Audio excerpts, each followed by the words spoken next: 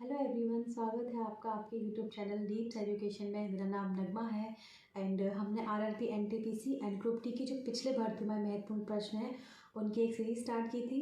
तो जो लोग भी मुझे पहली बार देख रहे हैं उनके लिए जो प्रीवियस क्लासेस का लिंक है वो डिस्क्रिप्शन बॉक्स में दिया गया है। आप वहाँ जाके मेरी प्रीवियस क्लासेस देख सकते हो। और अगर आपको किसी भी रिगार्डिंग कोई डाउट है, कोई भी क्वेरीज है, तो आप हमें टेलीग्राम, फेसबुक एंड इंस्टाग्राम पे ज्वाइन कर सकते हो। उसका लिंक भी आपको डिस्क्रिप्शन बॉक्स में दिया गया है। So without any further delay हम आज क्लास स्टार्ट करते हैं। तो ये रहा आज का पहला सवाल। ऑपरेशन ग्रीन्स एक सरकारी योजना है, इसका उद्देश्य क्या है?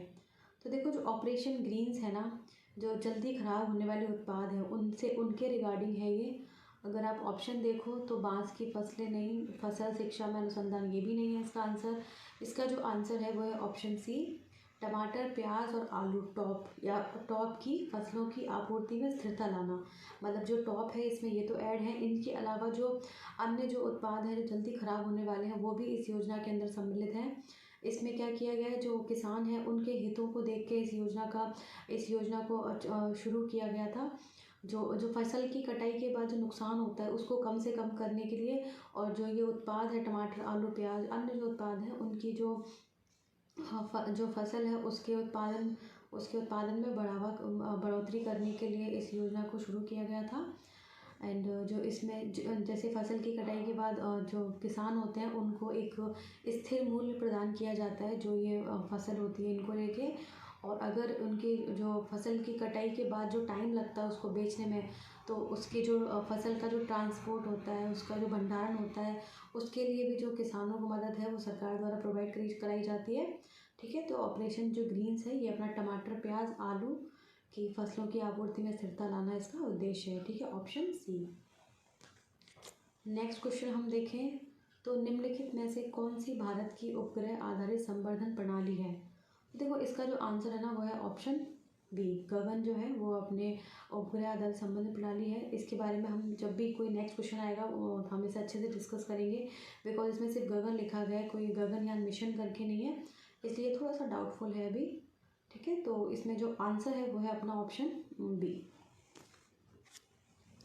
नेक्स्ट है अपना क्वेश्चन, 1 किलोबाइट कितने बाइट के बराबर होता है?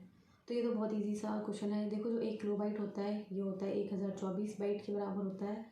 ठीक है, तो जो इसमें जो कंप्यूटर में जो मेमोरीज़ का जो होता है यूनिट वो इसी सीरीज़ में चलता है। जैसे कि 1000 बाइट है वो 1 किलोबाइट के बराबर है, तो जो 1000 किलोबाइट होंगे वो 1 MB के बराबर होंगे।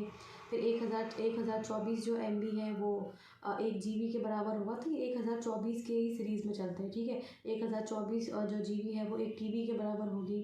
ठीक है, टेराबाइट, तो ये इस सीरीज़ में चलता है, तो इसका जो ऑप्शन है वो है 1024। ठीक है, नेक्स्ट क्वेश्चन है अपना, निम्नलिखित में से कौन सी एक उपधातु है? ओके, ये तो बहुत इजी सा क्वेश्चन है। देखो, सीसा, ब्रोमीन, सिलिकॉन, सोना। ओके, जो सीसा है वो भी धातु है, ब्रोमीन है ये भी धातु है, सोना है ये भी धातु है। जो सिलिकॉन है ना, ये अपने ना तो ये धातु में आती है ना ही अधातु में आती है। जो सिलिकॉन है ये एक मिश्रित प्रकार का है, एक प्रकार का है उपधातु है ये। ठीक है, क्योंकि इसमें मेटल के भी गुण हैं और इसमें नॉन मेटल के भी गुण हैं। ठीक है, तो नेक्स्ट क्वेश्चन देखते हैं अपन अब। किसी चट्टान में नतवलन को क्या कहा जाता है? डाउनफोल्ड। ओके, तो नतवलन, इसमें ऑप्शन है अभिनति, पश्चनति, शीर्षनति, अपनति। ओके, तो देखो इसका जो आंसर है वो है ऑप्शन ए, अभिनति। देखो, जैसे एक जो सर्पिलाकार आकार होता है ऐसे ऐसे करके माउंटेन जो फोल्ड होता है ऐसे यूं यूं करके। ठीक है, तो ऐसे जब जाते हैं जो नीचे वाला जो होता है ना उसको अभिनति बोलते हैं, और माउंटेन के जो ऊपर ऐसे बना हुआ होता है उसको ऊपर जो होता है शीर्ष में उसको अपनति बोलते हैं। ठीक है, तो इसका आंसर जो है वो है ऑप्शन ए।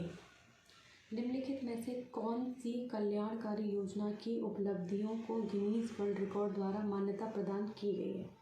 ओके, तो इसमें योजनाओं के बारे में पूछा गया है, तो इसका जो आंसर है वो अपन देखते हैं। जिसको गिनीज वर्ल्ड रिकॉर्ड में मान्यता प्रदान की गई है तो वो तो एक ही है, वो है प्रधानमंत्री जनधन योजना। ये बहुत ज़्यादा फेमस है, इसको अगर हम नेक्स्ट कभी क्वेश्चन आएगा तो बहुत से डिस्कस करेंगे, बिकॉज इसके अंदर डिस्कस करने के लिए बहुत कुछ है। ये योजना बहुत मतलब प्रोफाउंड एक लेवल पे चल रही है। ठीक है, तो इसको हम नेक्स्ट कभी स्लाइड होगी उसमें डिस्कस करेंगे, बट अभी जो इसका आंसर है जो गिनीज वर्ल्ड रिकॉर्ड में शामिल है वो है प्रधानमंत्री जनधन योजना। ठीक है, निम्नलिखित में से क्या तंत्रिका तंतुओं से बना होता है जो प्रतिवर्ती क्रियाओं के बीच मध्यस्थता करता है और आवेगों को मस्तिष्क तक और मस्तिष्क से विभिन्न भागों तक पहुंचाता है? इसका तो सिंपल सा आंसर है, वो है मेरुरज्जु। जो अपनी जो स्पाइनल कॉर्ड होती है उससे पूरे जो है शरीर से जो है जो मेरुरज्जु है वो जुड़ा रहता है और अपने अपने शरीर का जो भी अंग है जो प्रतिक्रिया करता है उसको मस्तिष्क तक पहुंचाता है। मस्तिष्क से जो भी संकेत होते हैं, जो भी क्रियाएं होती है, वो अपने जो अंग है उन तक पहुंचाते हैं। ठीक है, तो इसका जो आंसर है वो है मेरुरज्जु। बिकॉज जो रिब्स है वो स्टर्नम के यहाँ पे जो रिब्स होती हैं वो चारों ओर पाई जाती हैं। हृदय हार्ट होता है, मांसपेशी तो इनका कोई प्रतिवर्ती अनुवर्ती क्रियाओं से कोई लेना देना होता नहीं है। जो प्रतिवर्ती अनुवर्ती क्रिया है तंत्रिका तंत्र वो मेरुरज्जु से ही संबंधित है। ठीक है, तो और जो एक सेकेंड और इसमें एक चीज़ डिस्कस करते हैं। तंत्रिका होती है ना, ये एक प्रकार की सेल होती है। ठीक है, एक बार जो अगर नष्ट हो जाए जो सेल, तो फिर इनका दोबारा पुनर्निर्माण नहीं होता। जो अपने ब्रेन में जो भी सेल्स उपस्थित है वो सारी तंत्रिकाएं हैं। ठीक है, तो उनका अगर एक बार जो डैमेज हो जाए तो उसमें क्या वो पुनः उनका निर्माण नहीं होता। पुनरुद्भवन जो होता है उसकी जो है उसमें नहीं पाए जाते हैं वो गुण। ठीक है, जो अपनी बॉडी के अदर सेल्स होती हैं उनमें जो है वो कटने के बाद वापस से ठीक हो जाती है, बट मस्तिष्क में क्या तंत्रिका होती है तो वो ठीक नहीं होती। ओके, नेक्स्ट क्वेश्चन है अपना सौर प्रभामंडल, सोलर कोरोना। जो इसके बारे में हमने एक स्लाइड में डिस्कस किया था। प्रभामंडल ये सब क्या होता है का प्रक्षेपण और अध्ययन करने हेतु भारत के वैज्ञानिक मिशन क्या कहा जाता है? ओके, जो भारत का वैज्ञानिक मिशन है सौर प्रभामंडल के प्रक्षेपण और अध्ययन करने हेतु, तो देखो इसमें अगर अपन ऑप्शन देखें तो चंद्रयान ऑब्वियस सी बात है, ये तो चंद्रमा से रिलेटेड होगा। सतनव, ये अजीब सा ही नाम है। और ये वन एस्ट्रोस्टेट, ये भी अजीब सा नाम है। जो आदित्य है, देखो जो आदित्य होता है वो जो सूर्य होता है उसका पर्यायवाची होता है। ठीक है, जो इसका जो आंसर है वो है ऑप्शन सी, आदित्य L1।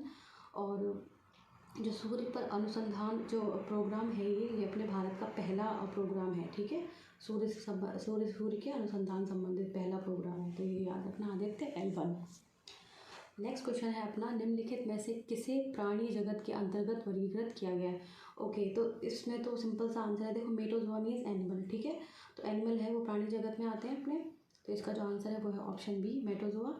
बाकी जो है प्रोटोजोआ, ये सूक्ष्म जीव वगैरह इन सबसे संबंधित है।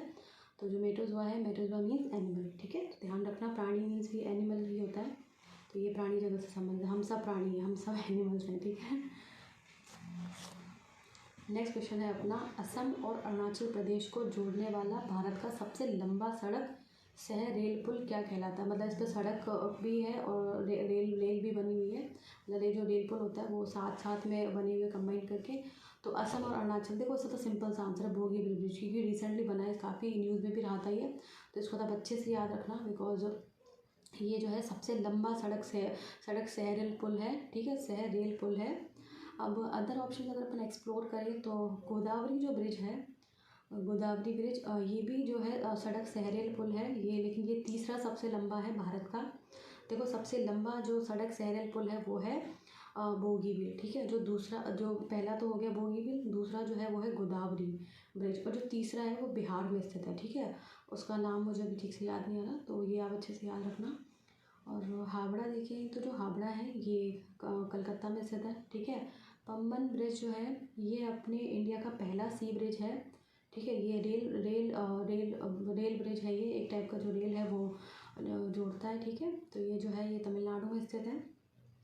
ठीक है, तो अपना जो इसका आंसर है वो है बोगीबिल। ध्यान रखना, सबसे लंबा सड़क सह रेल पुल कौन सा है? बोगीबिल। और तीसरा कौन सा है? गोदावरी। ठीक है, तो ये था हमारा आज का लास्ट क्वेश्चन।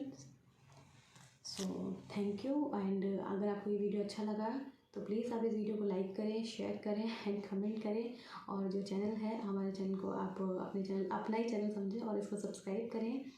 एंड और अगर आपको किसी भी रिगार्डिंग कोई डाउट है तो आप हमें टेलीग्राम, फेसबुक, इंस्टाग्राम पे ज्वाइन कर सकते हैं। और अगर आपको इसका PDF चाहिए विद आंसर्स तो आप हमें टेलीग्राम पे ज्वाइन कर सकते हो। वहाँ पे जो है इसका जो PDF है वो अवेलेबल है, आप वहाँ से जाके डाउनलोड कर सकते हो। So stay tuned and thank you.